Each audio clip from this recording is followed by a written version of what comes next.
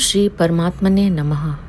नमस्ते दोस्तों, भगवत गीता की इस यात्रा में आपका स्वागत है, अभिनंदन है। आज हम भगवत गीता के 8वें अध्याय में प्रवेश करेंगे। यदि आप चैनल पर पहली बार आए हैं तो आपको इसके पहले के अध्यायों के लिंक डिस्क्रिप्शन में मिल जाएंगे। तो चलिए प्रारंभ करते हैं।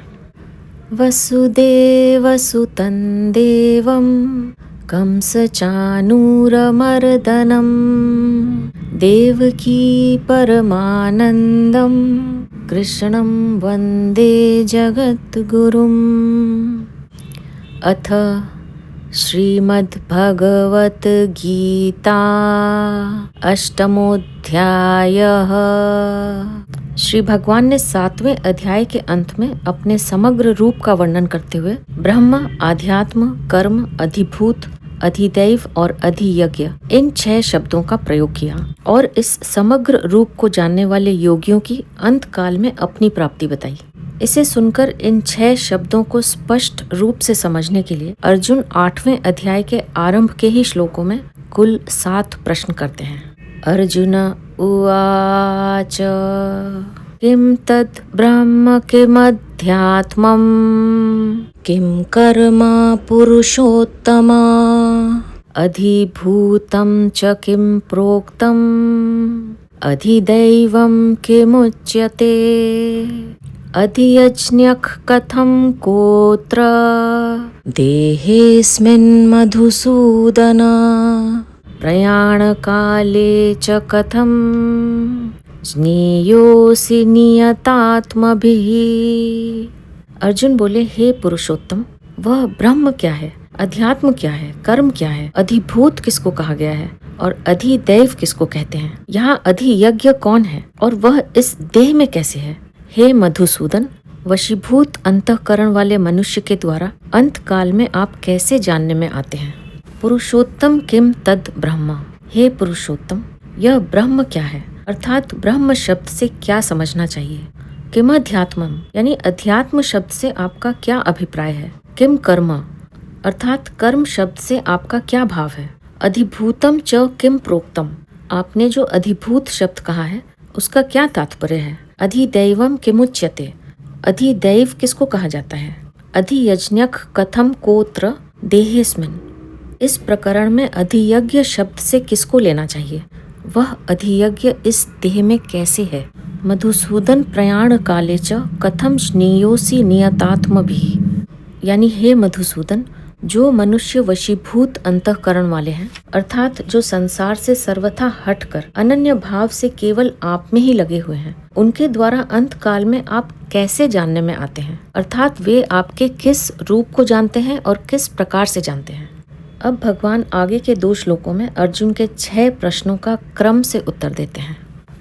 श्री भगवान उवाच अक्षरं ब्रह्म परमं स्वभावोऽध्यात्ममुच्यते भूतभावोद्भवकरो विसर्गः कर्म संज्ञितः।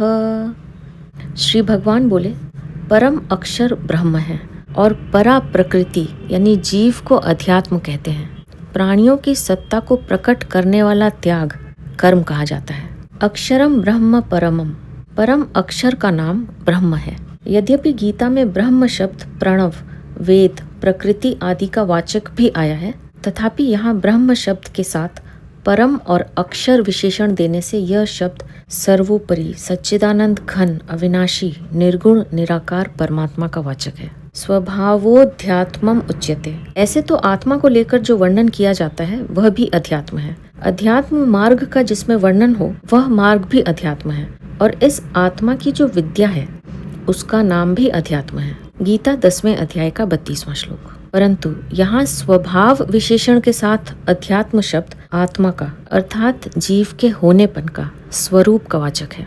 भूत भावोद्भव करो विसर्गः कर्म संगीतः, स्थावर जंगम जितने भी प्राणी देखने में आते हैं उनका जो भाव अर्थात होनापन है, उस होनेपन को प्रकट करने के लिए जो विसर्ग अर्थात त्याग है उसको कर्म कहते हैं।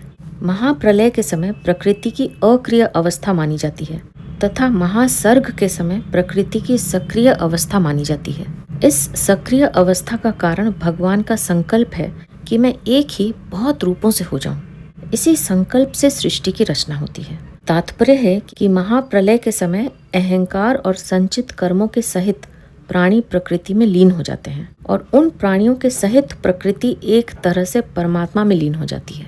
उस लीन हुई प्रकृति को विशेष क्रियाशील करने के लिए भगवान का पूर्वोक्त संकल्प ही विसर्ग अर्थात त्याग है। भगवान का यह संकल्प ही कर्मों का आरंभ है, जिससे प्राणियों की कर्म परंपरा चल पड़ती है। कारण कि महाप्रलय में प्राणियों के कर्म नहीं बनते, प्रत्युत उसमें प्राणियों की सुषुप्त अवस्था रहती है। महासर्ग के आदि से कर्म शुरू हो जाते हैं। 14वें अध्याय में आया है, परमात्मा की मूल प्रकृति का नाम महद ब्रह्म है। उस प्रकृति में लीन हुए जीवों का प्रकृति के साथ विशेष संबंध करा देना, अर्थात जीवों का अपने अपने कर्मों के फल स्वरूप शरीरों के साथ संबंध करा देना ही परमात्मा के द्वारा प्रकृति में गर्भ स्थापन करना है। गीता 14वें अध्याय का 3-4 श्लोक। उसमें भी अलग अलग योनियों में तरह तरह के जितने शरीर पैदा होते हैं, उन शरीरों की उत्पत्ति में प्रकृति हेतु है और उनमें जीव रूप से भगवान का अंश है। ममई वांशो जीवलोके, गीता 15वें अध्याय का 7वां श्लोक। इस प्रकार प्रकृति और पुरुष के अंश से संपूर्ण प्राणी पैदा होते हैं।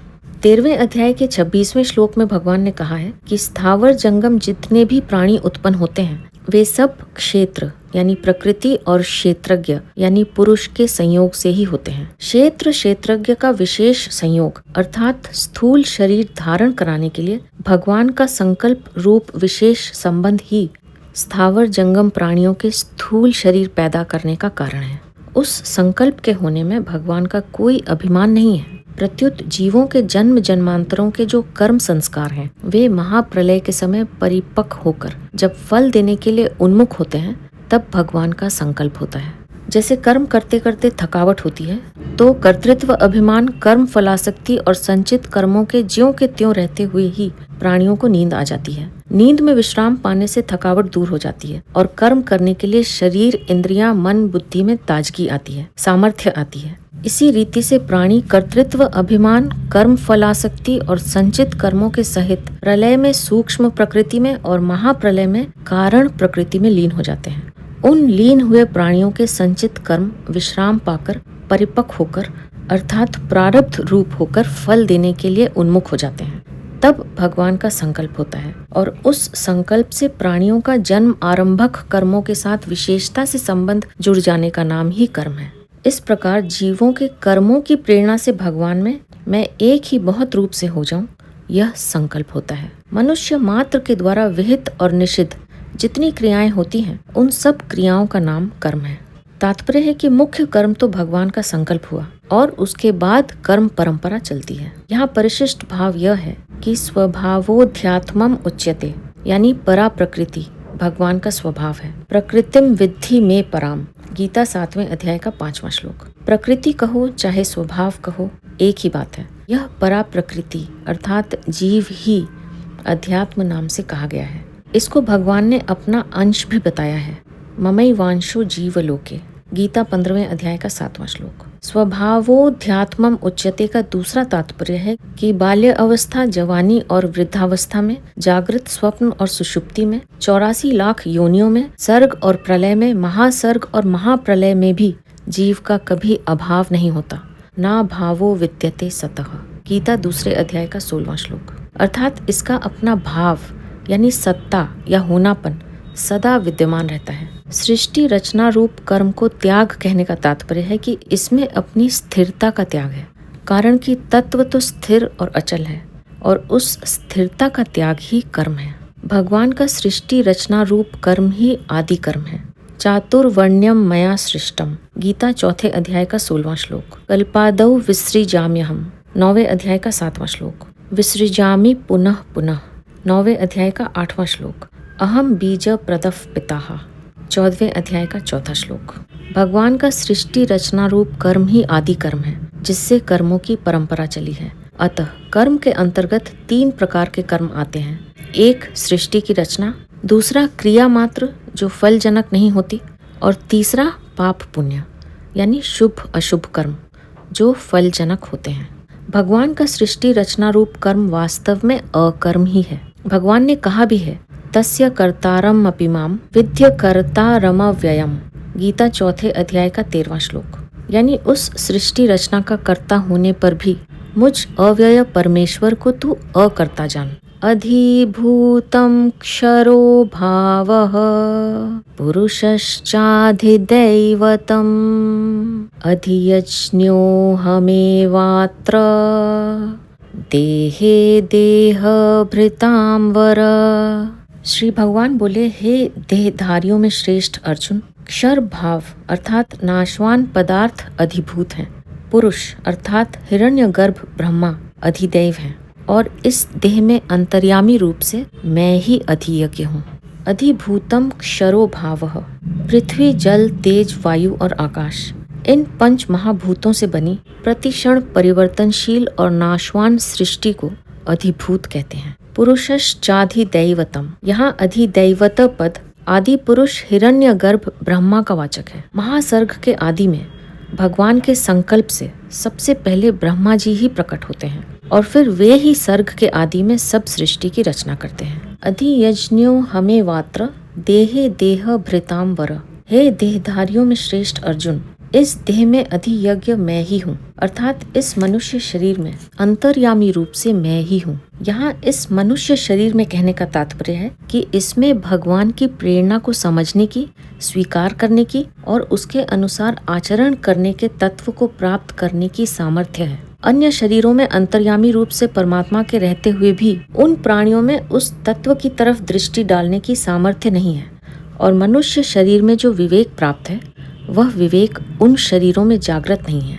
अतः मनुष्य को चाहिए कि वह इस शरीर के रहते रहते उस तत्व को प्राप्त कर ले, इस दुर्लभ अवसर को व्यर्थ न जाने दे। भगवान ने गीता में हृदि सर्वस्य विष्ठितम 13वें अध्याय का 17वां श्लोक, सर्वस्य चाहम हृदि सन्निविष्टः 15वें अध्याय का 15वां श्लोक, ईश्वर सर्वभूतानां हृदयेषु तिष्ठति 17वें अध्याय का 61वां श्लोक आदि में अपने को अंतर्यामी रूप से सबके हृदय में विराजमान बताया है।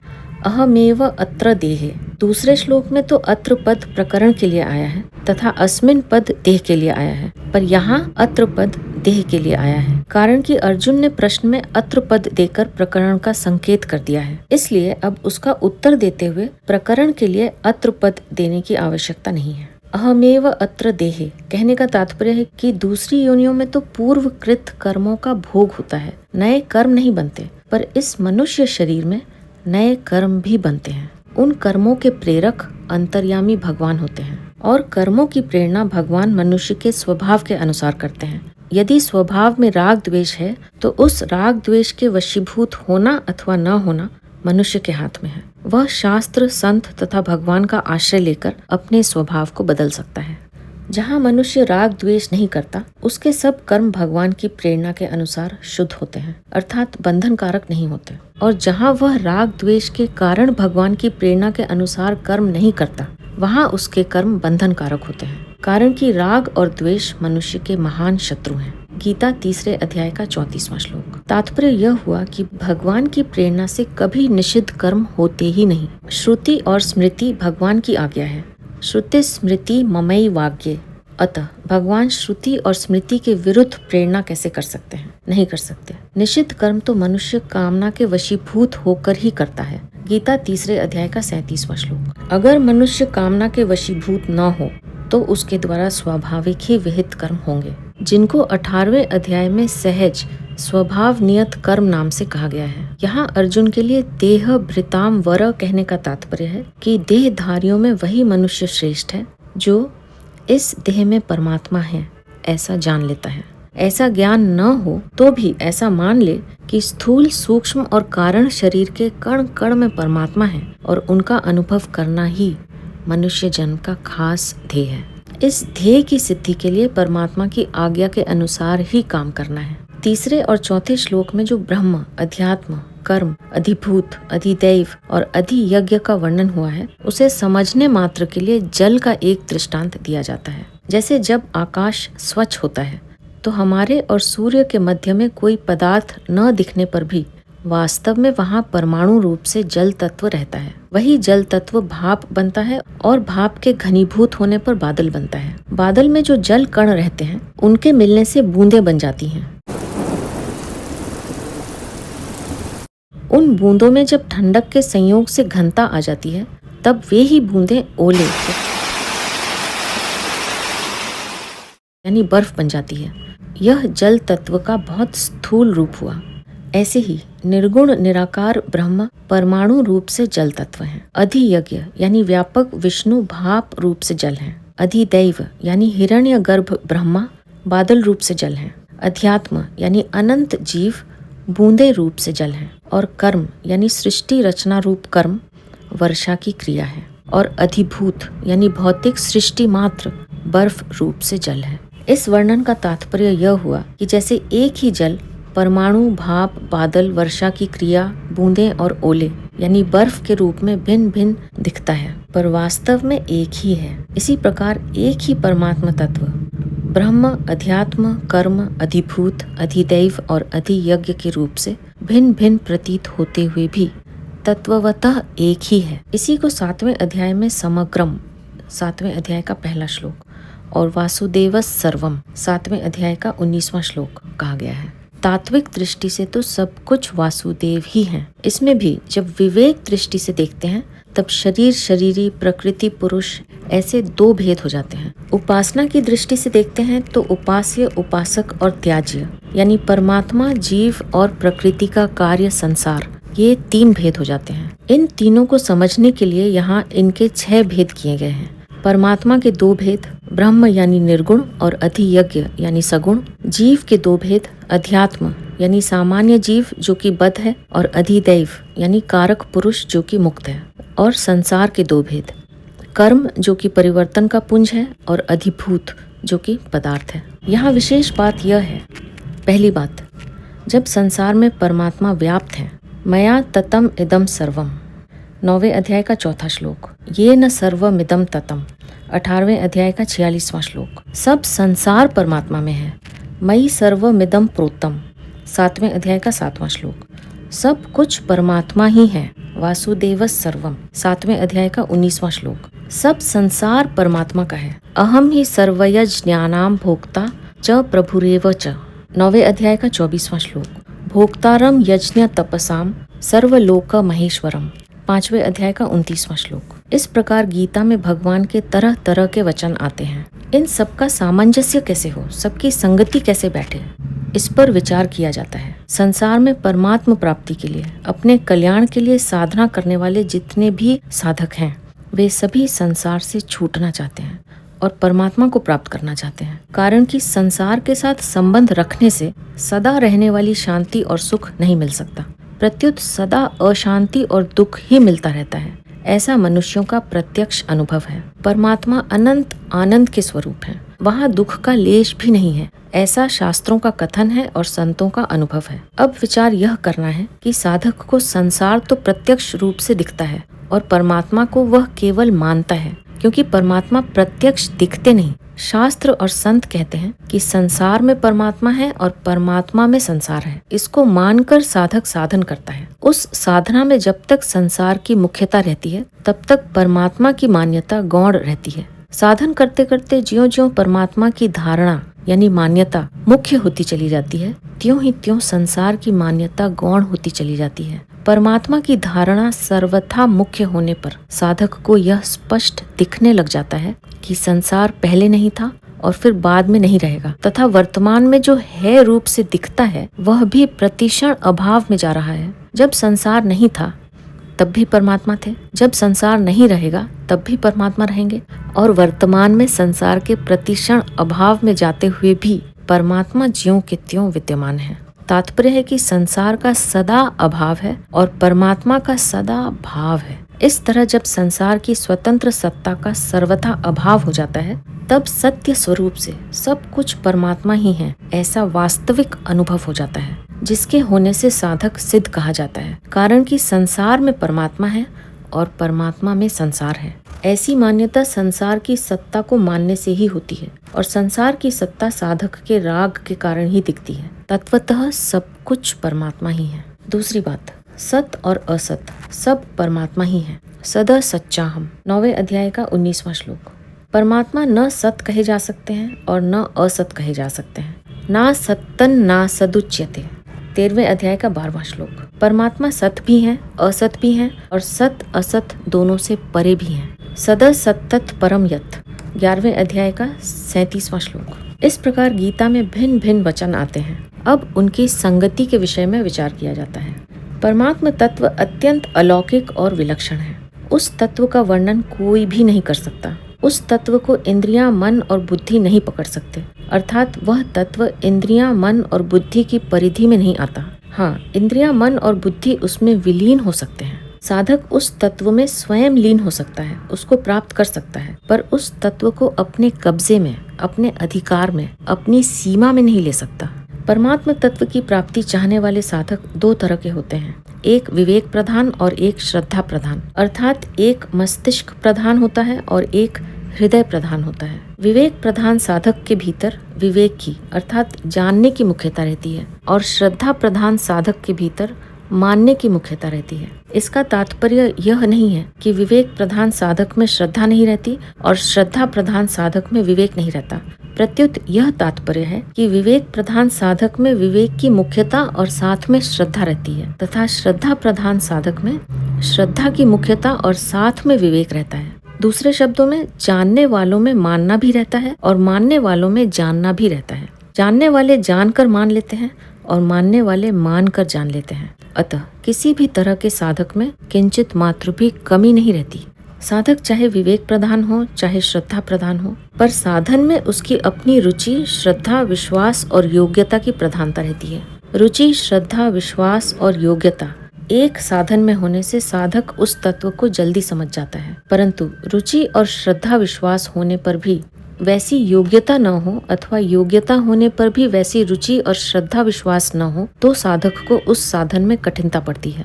रुचि होने से मन स्वाभाविक लग जाता है और श्रद्धा विश्वास होने से बुद्धि स्वाभाविक लग जाती है और योग्यता होने से बात ठीक समझ में आ जाती है। विवेक प्रधान साधक निर्गुण निराकार को पसंद करता है, अर्थात उसकी रुचि निर्गुण निराकार में होती है। श्रद्धा प्रधान साधक सगुण साकार को पसंद करता है, अर्थात उसकी रुचि सगुण साकार में होती है। जो निर्गुण निराकार को पसंद करता है वह यह कहता है कि परमात्म तत्व न सत कहा जा सकता है और न असत कहा जा सकता है। जो सगुण साकार को पसंद करता है वह कहता है कि परमात्मा सत भी है, असत भी है और सत असत के परे भी है। तात्पर्य यह हुआ कि चिन्मय तत्व तो हरदम ज्यों का त्यों ही रहता है और जड़ यानी असत कहलाने वाला संसार निरंतर बदलता रहता है। जब यह चेतन जीव बदलते हुए संसार को महत्व देता है, उसके साथ संबंध जोड़ लेता है, तब यह जन्म मरण के चक्कर में घूमता रहता है। परंतु जब यह जड़ता से सर्वथा संबंध विच्छेद कर लेता है, तब इसको स्वतः सिद्ध चिन्मय तत्व का अनुभव हो जाता है। विवेक प्रधान साधक विवेक विचार के द्वारा जड़ता का त्याग करता है। जड़ता का त्याग होने पर चिन्मय तत्व अवशेष रहता है,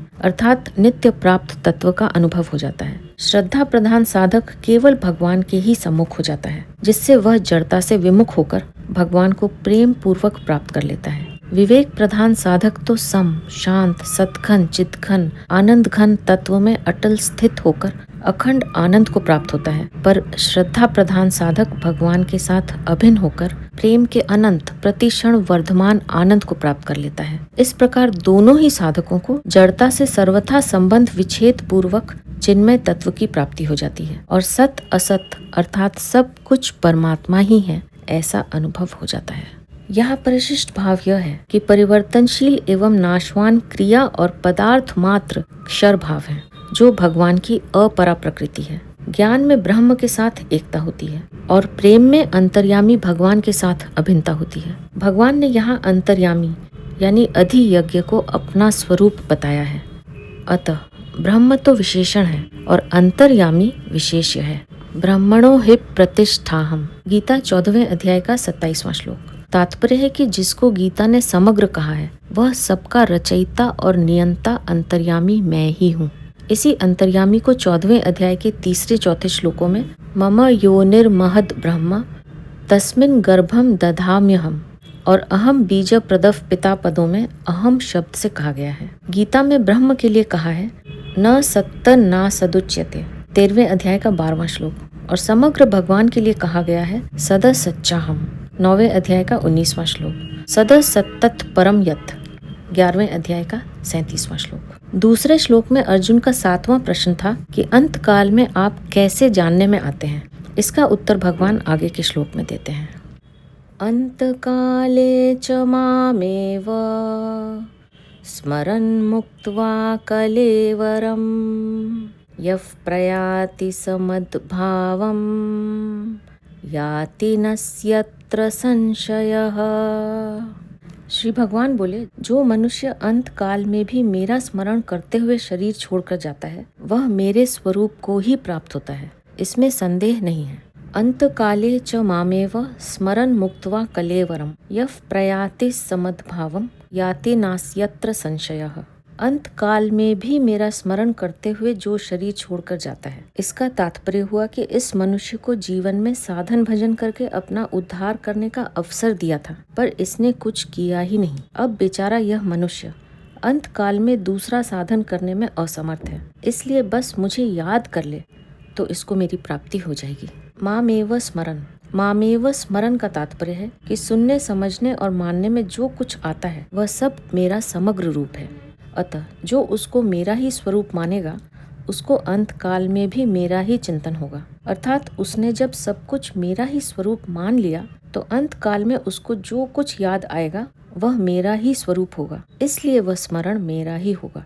मेरा स्मरण होने से उसको मेरी ही प्राप्ति होगी। मद भावम कहने का तात्पर्य है कि साधक ने मुझे जिस किसी भिन्न अथवा अभिन्न भाव से अर्थात सगुण निर्गुण साकार निराकार द्विभुज चतुर्भुज तथा नाम लीला धाम रूप आदि से स्वीकार किया है, मेरी उपासना की है, अंत समय के स्मरण के अनुसार वह मेरे उसी भाव को प्राप्त होता है। जो भगवान की उपासना करते हैं वे तो अंत समय में उपास्य का स्मरण होने से उसी उपास्य को अर्थात भगवत भाव को प्राप्त होते हैं, परंतु जो उपासना नहीं करते उनको भी अंत समय में किसी कारणवशात भगवान के किसी नाम रूप लीला धाम आदि का स्मरण हो जाए तो वे भी उन उपासकों की तरह उसी भगवत भाव को प्राप्त हो जाते हैं। तात्पर्य है कि जैसे गुणों में स्थित रहने वाले की गीता 14वें अध्याय का 18वां श्लोक और अंत काल में जिस किसी गुण के बढ़ने वाले की वैसी ही गति होती है, गीता 14वें अध्याय का 14वां 15वां श्लोक। ऐसे ही जिसको अंत में भगवान याद आ जाते हैं उसकी भी उपासकों की तरह गति होती है, अर्थात भगवान की प्राप्ति होती है। भगवान के सगुण निर्गुण साकार निराकार आदि अनेक रूपों का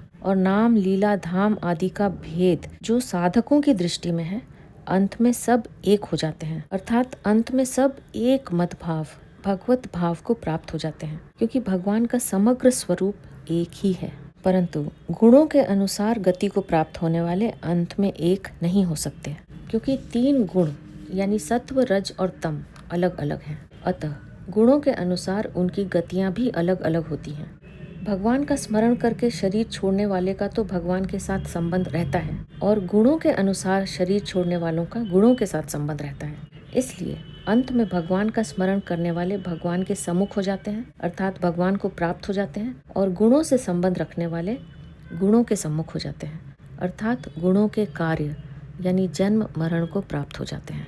भगवान ने एक यह विशेष छूट दे रखी है कि मरणासन व्यक्ति के कैसे ही आचरण रहे हों, कैसे ही भाव रहे हों, किसी भी तरह का जीवन बीता हो, पर अंत काल में वह भगवान को याद कर ले तो उसका कल्याण हो जाएगा। कारण कि भगवान ने जीव का कल्याण करने के लिए ही उसको मनुष्य शरीर दिया है और जीव ने उस मनुष्य शरीर को स्वीकार किया है। अतः जीव का कल्याण हो जाए तभी भगवान का इस जीव को मनुष्य शरीर देना और जीव का मनुष्य शरीर लेना सफल होगा। परंतु वह अपना उद्धार किए बिना ही आज दुनिया से विदा हो रहा है। इसके लिए भगवान कहते हैं कि भैया तेरी और मेरी दोनों की इज्जत रह जाए, इसलिए अब जाते जाते अंत काल में भी तू मुझे याद कर ले तो तेरा कल्याण हो जाए। अतः हर एक मनुष्य के लिए सावधान होने की आवश्यकता है कि वह सब समय भगवान का स्मरण करे, कोई समय खाली न जाने दे, क्योंकि अंत काल का पता नहीं है कि कब आ जाए। वास्तव में सब समय अंत काल ही है। यह बात तो है नहीं कि इतने वर्ष इतने महीने और इतने दिनों के बाद मृत्यु होगी। देखने में तो यही आता है कि गर्भ में ही कई बालक मर जाते हैं, कई जन्मते ही मर जाते हैं, कई कुछ दिनों में महीनों में वर्षों में मर जाते हैं। इस प्रकार मरने की चाल हरदम चल ही रही है। अतः सब समय में भगवान को याद रखना चाहिए और यही समझना चाहिए कि बस यही अंतकाल है। नीति में यह बात आती है कि अगर धर्म का आचरण करना हो, कल्याण करना हो, तो मृत्यु ने मेरे केश पकड़े हुए हैं, झटका दिया कि खत्म। ऐसा विचार हरदम रहना चाहिए। गृहीत इव केशेषु मृत्यु ना धर्मम आचरेत। भगवान की इस छूट से मनुष्य मात्र को विशेष लाभ लेना चाहिए। कहीं कोई भी व्याधिग्रस्त मरण आसन व्यक्ति हो तो उसके इष्ट के चित्र या मूर्ति को उसे दिखाना चाहिए। जैसी उसकी उपासना है और जिस भगवान नाम में उसकी रुचि हो, जिसका वह जप करता हो, वही भगवान नाम उसको सुनाना चाहिए। जिस स्वरूप में उसकी श्रद्धा और विश्वास हो, उसकी याद दिलानी चाहिए। भगवान की महिमा का वर्णन करना चाहिए। गीता के श्लोक सुनाने चाहिए। अगर वह बेहोश हो जाए तो उसके पास भगवान नाम का जप कीर्तन करना चाहिए, जिससे उस मरणासन व्यक्ति के सामने भगवत संबंधी वायुमंडल बना रहे। भगवत संबंधी वायुमंडल रहने से वहाँ यमराज के दूत नहीं आ सकते। अंत काल में स्मरण का तात्पर्य है कि उसने भगवान का जो स्वरूप मान रखा है उसकी याद आ जाए, अर्थात उसने पहले राम, कृष्ण, विष्णु, शिव, शक्ति, गणेश, सूर्य, सर्वव्यापक विश्व रूप परमात्मा आदि से जिस स्वरूप को मान रखा है, उस स्वरूप के नाम, रूप, लीला, धाम, गुण, प्रभाव आदि की याद आ जाए। उसकी याद करते हुए शरीर को छोड़कर जाने से वह भगवान को ही प्राप्त होता है। कारण कि भगवान की याद आने से मैं शरीर हूँ और शरीर मेरा है, इसकी याद नहीं रहती। प्रत्युत केवल भगवान को ही याद करते हुए शरीर छूट जाता है। इसलिए उसके लिए भगवान को प्राप्त होने के अतिरिक्त और कोई रास्ता ही नहीं है। यहाँ शंका होती है कि जिस व्यक्ति ने उम्र भर में भजन स्मरण नहीं किया, कोई साधन नहीं किया, सर्वथा भगवान से विमुख रहा, उसको अंतकाल में भगवान का स्मरण कैसे होगा और उसका कल्याण कैसे होगा?